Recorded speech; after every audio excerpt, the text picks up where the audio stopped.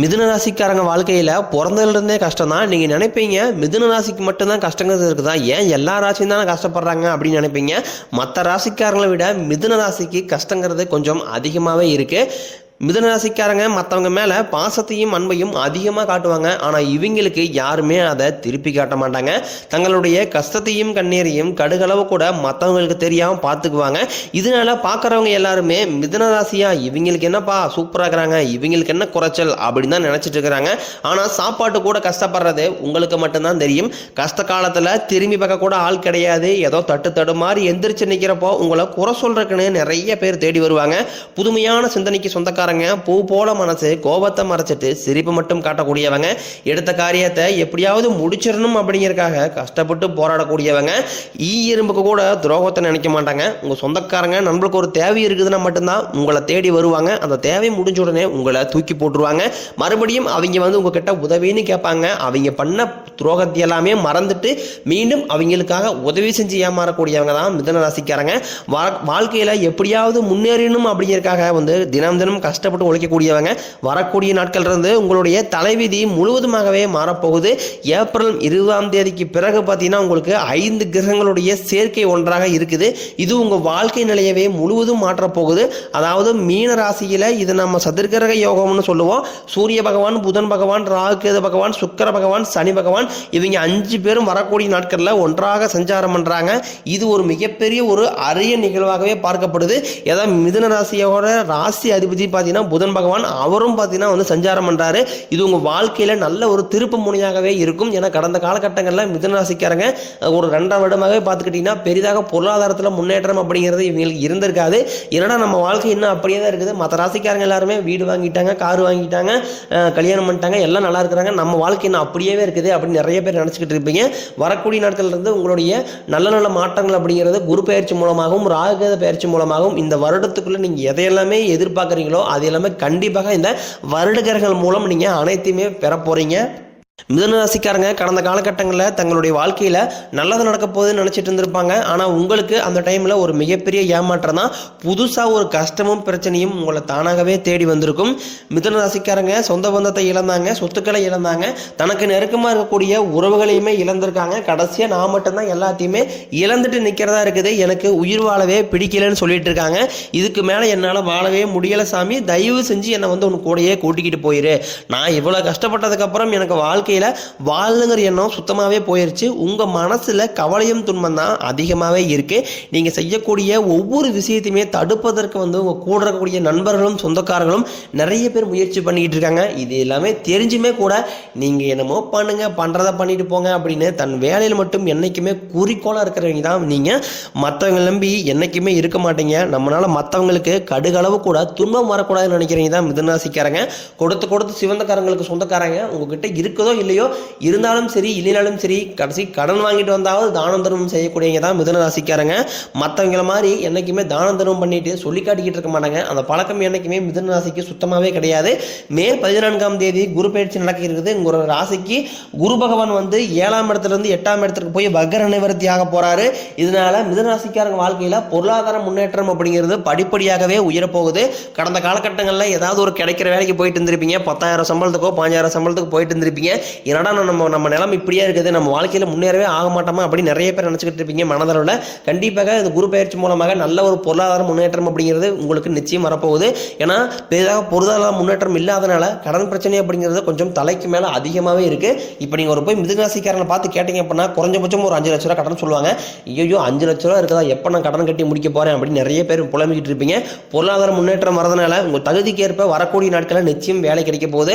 நீங்கள் ஒரு அரசாங்க வேலைக்கு ட்ரை பண்ணிட்டு இருந்தாலும் சரி, இல்லை ஒரு பிரைவேட் ஜாப்போ ஐடி ஜாப்போ இல்லை பேங்க் சைடோ நீங்கள் எங்கே வேலைக்கு ட்ரை பண்ணிட்டு இருந்தாலும் உங்கள் தகுதிக்கு ஏற்ப அந்த வேலைங்கிறது வரக்கூடிய நாட்களில் நிச்சயமாக கிடைக்க போகுது. கோர்ட்டு கேஸ்ன்னு ரொம்ப நாட்களாக அலைஞ்சிட்டு இருக்கிற நபர்களுக்கு விரைவில் உங்களுக்கு சாதகமாகவே தீர்ப்பு வரும். சனி பகவானினுடைய பார்வை உங்களுக்கு நேரடியாகவே இருக்குது. இதனால வருமானம் அப்படிங்கிறது பல வழிகளில் வரும். தொழிலில் லாபம் சற்று அதிகமாகவே கிடைக்கும். அரசியல்வாதிகளை பொறுத்த வரைக்கும் புதிய பொறுப்புகள், புதிய பதவிகள் எல்லாமே தானாகவே உங்களை சேரும். ராகு கேதுவால உங்களுடைய செல்வாக்கு உயரும், உடல் ஆரோக்கியம் மேம்படும், சங்கடங்கள் நீங்கும். மறைமுகமாக உங்க தொழில் வாழ்க்கையிலும் சரி இல்லற வாழ்க்கையிலும் சரி நிறைய நபர்கள் தொல்லை கொடுத்துருப்பாங்க. இனி அவர்களுடைய தொந்தரவுங்கிறது சுத்தமாகவே இருக்காது. மிதுன ராசிக்காரங்க எல்லாருமே பயப்படுறது சனி பெயர்ச்சிக்கு அப்புறம் இந்த ராகு கேது பெயர்ச்சியை நினச்சி தான். ஏன்னா சனி பகவானை பொறுத்த வரைக்கும் பார்த்தீங்கன்னா நீங்கள் முதலில் செய்த கர்மாவிற்கு ஏற்ற தண்டனையை தான் ஃபஸ்ட்டு கொடுப்பாரு. அப்புறம் நல்லது பண்ணுவார், கெட்டது பண்ணுவார். ஆனால் கண்டுபிடிச்சிடலாம். ஆனால் ராகு கேது என்ன பண்ணுவாருன்னே தெரியாது. இவங்க ரெண்டு பேருமே சேர்ந்து வரக்கூடிய நாட்கள்லாம் உங்களுக்கு நல்ல நல்ல மாற்றங்களை மட்டுமே உங்கள் வாழ்க்கையில் தரப்போகிறாங்க. நீங்களும் ஒரு கம்பெனியில் 7-8 வருஷமாக வேலை செஞ்சுருப்பீங்க. அந்த கம்பெனிக்காக இரவு பகல் பார்க்காம வேலை செஞ்சுருப்பீங்க. உங்களுடைய சொந்த கம்பெனியை நினச்சி உழைச்சிருப்பீங்க. ஆனால் உங்களுக்கு அப்புறம் வேலைக்கு வந்தவங்களுக்கு சம்பள உயர்வு, பதவி உயர்வு போன்ற சலுகை எல்லாமே கிடைக்கும் போது ரொம்ப அதை பார்த்துட்டு வேதனைப்பட்டிருப்பீங்க. என்னடா நம்மளும் தான் உழைச்சிட்டு இருக்கிறோம், நம்மளுக்கு அதுக்கப்புறம் வந்தவங்களுக்கு எல்லா சலுகையுமே கிடைக்கிது, நம்மளுக்கு எதுவுமே கிடைக்க மாட்டேங்குது அப்படின்னு நினச்சிட்டு இருந்திருப்பீங்க. இனி வரக்கூடிய நாட்களில் உங்களுக்கு குரு பெயர்ச்சி மூலமாக சம்பள உயர்வு, பதவி உயர்வு போன்றவை எல்லாமே கிடைக்க போகுது.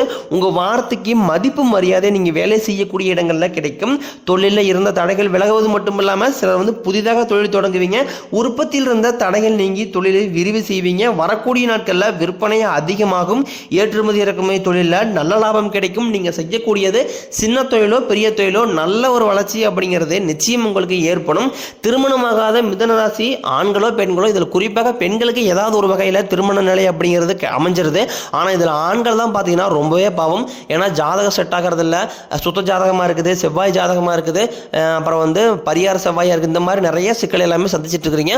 அது மட்டும் இல்லாமல் பொருளாதாரத்தில் ரொம்பவும் பின்தங்கி இருக்கிறதுனால வரணும் அப்படிங்கிறது ஈஸியாகவே கிடைக்க மாட்டேங்குது.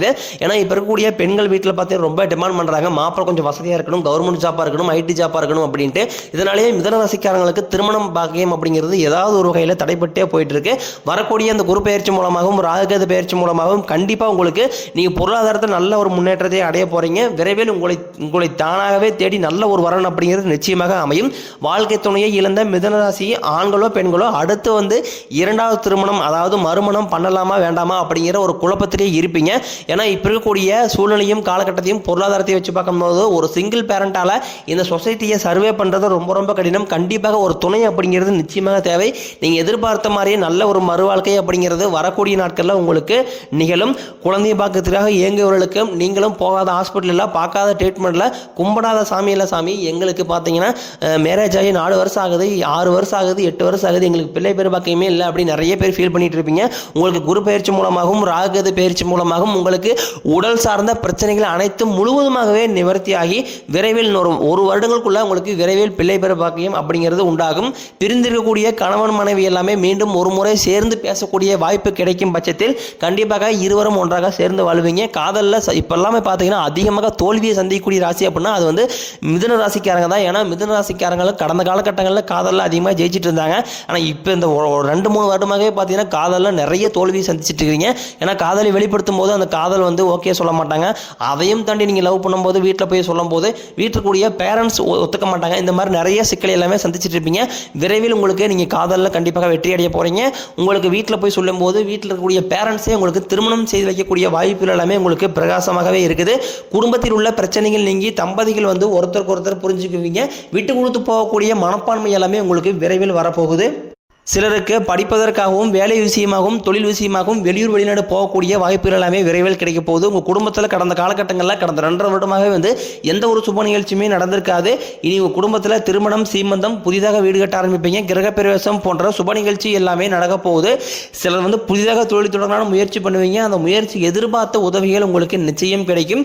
மிதுன ராசியை பொறுத்த வரைக்கும் நீங்கள் ஆண்களோ பெண்களோ அரசு வேலையோ தனியார் வேலையோ கூலி வேலையோ நீங்கள் எதிர்பாராத வருமானம் அப்படிங்கிறது உங்களுக்கு இரட்டி மடங்காக கிடைக்க போகுது. உங்களுடைய வளர்ச்சியை கண்டு உங்கள் நண்பர்களே சொந்தக்காரர்களையும் பார்த்தீங்கன்னா பயங்கரமாக உங்கள் மீது பொறாமை கொள்ளக்கூடிய அளவுக்கு ஒரு அசுர வளர்ச்சியாக இருக்க போது. உங்கள் எளிமையான பேச்சு திறமையால் நீங்கள் அனைவரையுமே கவர்ந்து எழுப்பீங்க. உங்கள் சமூகத்தில் உங்கள் பெயருக்கும் புகழுக்கும் படிப்படியாக முன்னேற்றம் வரப்போகுது. கடன் பிரச்சனை அப்படிங்கிறது கொஞ்சம் அதிகமாகவே இருந்தாலும் இது எல்லாமே இந்த ஆண்டுக்குள்ளேயே அனைத்து விதமான கடனையுமே கட்டி முடிச்சுட்டு 2025 முடிஞ்சு 2026 நீங்கள் காலடி எடுத்து வைக்கும்போது 1 பைசா கடன் இல்லாமல் அனைத்து விதமான கடனையுமே கட்டி முடிக்கக்கூடிய அளவுக்கு நல்ல ஒரு பொருளாதார முன்னேற்றம் அப்படிங்கிறது உங்களுக்கு நிச்சயம் இருக்க போகுது. உடல் ரீதியை பொறுத்த வரைக்கும் என்ன நோயினே தெரியாது. ஹாஸ்பிட்டல் போனால் 5000-10,000 செலவாகுது. குழந்தைக்கு உடம்பு சரியில்லை, அப்பா அம்மா உடம்பு சரியில்லை, மனைவிக்கு உடம்பு சரியில்லை, உங்களுக்கு உடம்பு சரியில்லை அப்படின்னு ஹாஸ்பிட்டலுக்கு ஏதாவது மாதத்தில் ஒரு 10,000 வரை செலவு பண்ணிட்டு இருக்க சாமி. எப்படியா உடல் சார்ந்த பிரச்சனைகள் நீங்கிருச்சுனாவே போதும், எங்களால் சமாளிக்க முடியல அப்படின்னு நிறைய மிதுனராசிக்காரங்க சொல்லுவீங்க. உங்களுக்கு குரு பெயர்ச்சி மூலமாக உடல் சார்ந்த பிரச்சனைகள் அனைத்தும் முழுவதுமாகவே நிவர்த்தியாக போகுது. ரத்த கொதிப்பு, சர்க்கரை போன்ற நோய்கள் அனைத்தும் உங்களுக்கு விரைவில் கட்டுக்குள் வரும். மாணவர்களை பொறுத்த வரைக்கும் நீங்கள் 10ஆம் வகுப்பு 11ஆம் வகுப்பு 12ஆம் வகுப்பு போத்தோன்னு நினச்சி நிறைய மாணவர் பயந்துட்டு இருப்பீங்க. நல்ல மதிப்பெண் வருமா வராதா அப்படின்னு கண்டிப்பாக நீங்கள் எதிர்பார்த்த மாதிரி நல்ல ஒரு மதிப்பெண் அப்படிங்கிறது நிச்சயம் உங்களுக்கு கிடைக்கும்.